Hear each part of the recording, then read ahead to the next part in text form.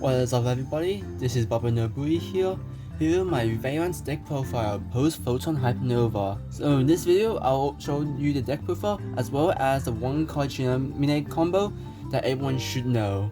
So without further ado, let's get right into it.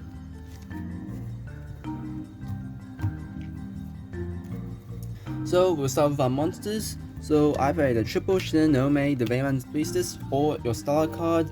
You should always be having 3 of these, as well as triple copies of Vaylantz Mad Mascus.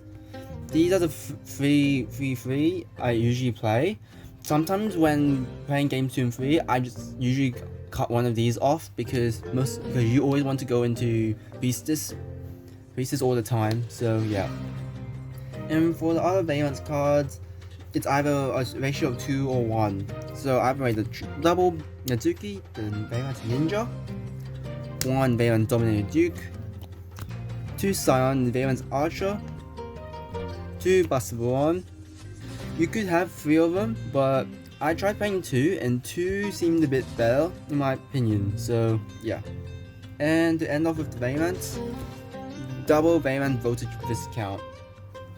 So yeah, I don't play Hojo in this because that Hojo doesn't seem to do much. And then for the rest of the cards, which are monsters, the one Astrograph, or using this card to climb the small world, Gamma Package, Triple Ash, and the Triple Nib. Nib is going to be important as well as Ash this format. Gamma is there mainly just for small world really. And then to finish off with the 4 other monsters, Candle Spirit, Magic Caliber, a must have in Vaylantz, Lava Golem, and the Fossil Diner, which can be searched by one of the Xyz monsters. Lava Golem, going second, can be climbed the small world with pretty much any Fire Vaylantz monster. Candle Spirit just as there for scale 9, and Caliber, some really cool stuff that you can use to Xyz summon with the right cards. I'll show you that combo after this deck profile. So yeah, that's basically it for the monsters. The deck monster space is quite tight, so the ratios can be up to your own interpretation, but Priestess must have that 3. So we're going to spells. So I play the 1 Vaylantz World Coin License and the 1 Vaylantz World Shima Bansho. The only problem with these 2 cards is they absolutely do nothing. Like, literally nothing. Coin License effect is quite decent going second, but its effect's just bad in general. Shima Bansho as well. Although you can special summon a card from your spell and trap zone, it really, that's it. Doesn't provide any help to Vaylantz. It's just another optional target for Priestess if you get out the soul activation already. And yeah, just not. I tried to cut these out, but then there was so many times I actually needed these field spells because I already have soul activation in hand. So it just kind of sucked. You have to play it. Just have to. Don't play the teleporting for the field spells because you just lose a card and no one likes losing a card. I mean, you can get with Astrograph or Chronograph, but that's still too gimmicky, so just at least have these 2 cards in your main deck. The 1 Call by the Grave for hand traps, triple Ignite Reload, triple Small World, and triple Soul Activation. So this will be our way to at least get out Shinonome, because Ignite Reload is pretty much a broken Polygreed in some way. Small World, the best searcher in this deck, and Soul Activation is combo tool, as well as a starter. Then you can get off the field spell, and then you can get summon some mask or anyone, and then get a free card off from it. So yeah, that's basically it for the main deck. For the extra deck, I play the 1 Axis, 1 Appaloosa, 1 Avamax. Avamax is very important for the Vaylantz combo that I will show you in a second. But yeah, if you can get Avamax, get Avamax. These 2 you don't have to worry as much to get them. It's just there for because pendulums just negates a lot, and Axis is the best link for in the game. So yeah, the ones to link to climb in the Axis Code Talker, IP, 2 Beyond the Pendulums, Unicorn, and 1 Artemis. There's a good reason why I play Artemis, is mainly because to climb into Armor Max, which I think I can show you in that combo too. It might get involved in it depending on how you play it, so yeah. Then the 2 fusions. One, I don't know, I'm not bothered to say his name, so it's a new card from Photon Hypernova. So yeah, it's a good card. Always summoned it once though, because most of the time I'm just using Dyna and just summoning it, so there's no point of using it, but it can be used as extender sometimes. 1 Genesis Grand Duke. It's rare that you can see this card being played, because the only problem with this deck is you're very restricted to moving your zones, because I don't play Sense Switch in this deck. And as well, and because Sense Switch is also not a great card to draw into, it's very hard to summon these 2 monsters consistently.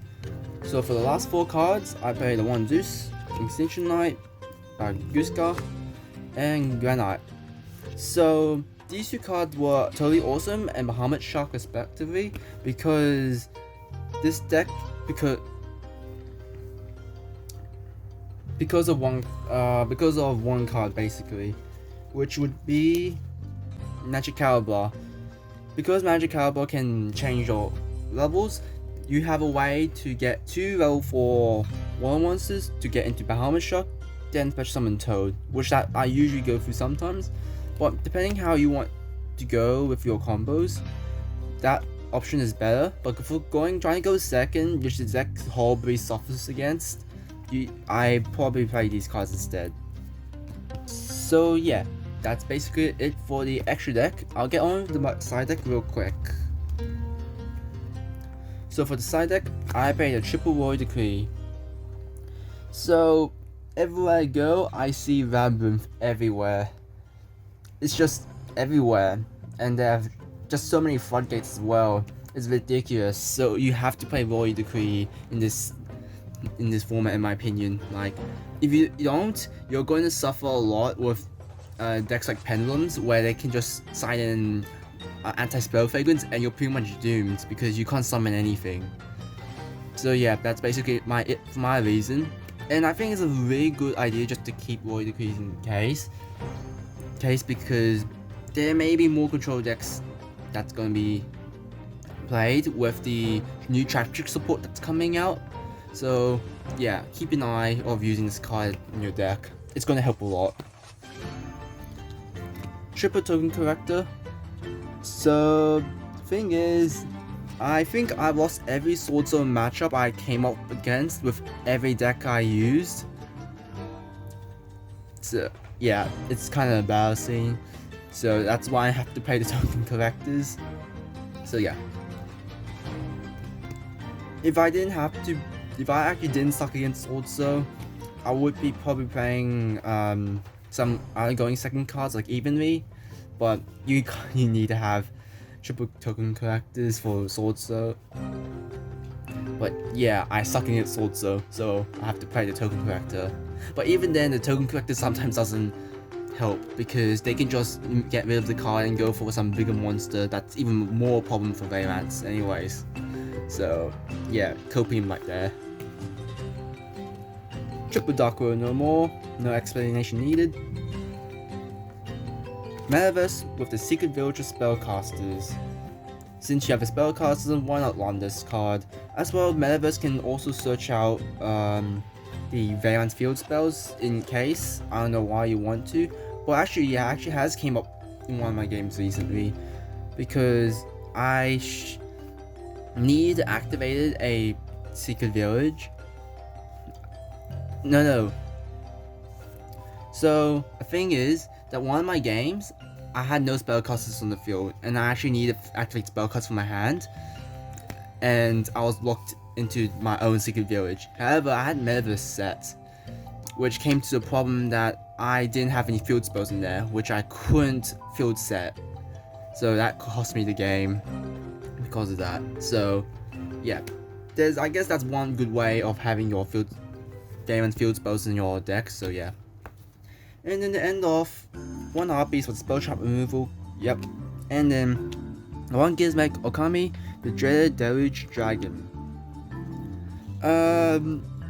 This is mainly for going second as a board breaking card.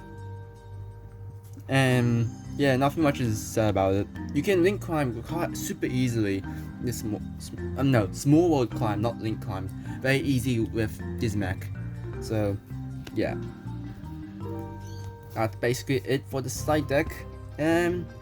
So yeah, I'll just get to the combos right now for this deck. So be right back. Alright then, so here we have our one card priestess combo. You may have seen this from another video where I did an FTK of it. It's quite similar to this, except that it goes through a different route and it doesn't involve FTK, because the FTK is very inconsistent in my opinion. Just for the reasons that, the only reason why I say that is because of the equip spell. If the equip spell was at one copy, then it would be easy to play it, but it's not at all. So we're opting with this route. So in this route, I'll show you how to say no to your opponent. To start off, we'll scale, activate Shinonomi's effect, summon it. Attempt to activate Shinonomi's priestess effect, to add in Zo activation. The funny thing is that if your opponent tries to ash your Shinomi priestess, you're pretty much set. Like the things that you should be ashing is Shinomi's moving effect, as well as Beyond the Pendulum's effect for this deck. If you try to come up with some mirror match or something like that, please don't ash the Shinomi's first effect, attempt to activate the first effect. It's a bit weird to do that. So anyways, we activate the Zo activation to place our scale, which can somewhat, for some miraculous reason, you got hit by anti-spell fragrance. I don't know. You can just place it instead. So yeah, put that in the graveyard. So let's put that here. Summon Baron. Baron effect. We'll move this. Priestess effect, since it was moved. Add one Vaylantz Madden Mascus. Keep this in hand. We're going to use it as a pendulum scale later. So we're just going to link these two off in the pendulum, in the extra deck, into Beyond the Pendulum. Beyond the Pendulum will allow us to pay us 1200 to search a pendulum monster, which will be Magic Caliber. So we have to place a Magic Caliber on this scale, and the Mask in the other scale, and we must pendulum summon two monsters. So the reason why I said to place Mad Mask here, because it can special summon itself in front of its own column. If we had Mask here instead, we cannot, because Shinonomi's right here. So my rule of thumb for every time I try to pendulum summon, always place Magic Caliber wherever Beyond the Pendulum points to zone 2. So continuing on, we special summon Mad Mask. Mad Mask effect will trigger. It doesn't matter what you get. But sometimes you get good extenders for this. Like for example, if you get Scion, you can extend to get a Toad off it later. But for now, we'll just activate Magic Caliber's effect to make this 4 and Priestess 4. Here, we'll just summon into the ground. Actually, I've just realized how vague that Magic Caliber's effect I just said is. So, going back to these two, you can skip ahead of the video if you want. I'm just gonna have to explain it. So, you have to target two monsters. You have to declare a level. So, from the highest monster, and whatever level that is decreased, it gives to the other one. So, that's how they become 4 and 4. So, yeah. Continuing on, going to Granite effect, detaching doesn't matter which monster it is, to get Alf Dinah. You haven't conducted a normal summon yet, so you pretty much normal summon this towards the end. So here you can just go into your Avamax really, because all the monsters you control are summoned from the extra deck. Therefore, you can summon Crusader Avamax. Then you can just normal summon the Foster Diner and pass really. Now your opponent cannot special summon, and even if they try to normal summon and attack you, Mekk-Knight Crusader Avamaxes are here to stop it, because every attack that goes to your field or declared, Avamax stop is redirected. Not redirected, you have to attack this card instead. So yeah, that's basically it for the combo. So yeah, that's basically it for the Vaylantz deck profile as well as the combos. If you have any thoughts about this deck, let me know in the comments below. Make sure you share it with other Vaylantz players. That's basically it for this video. See ya.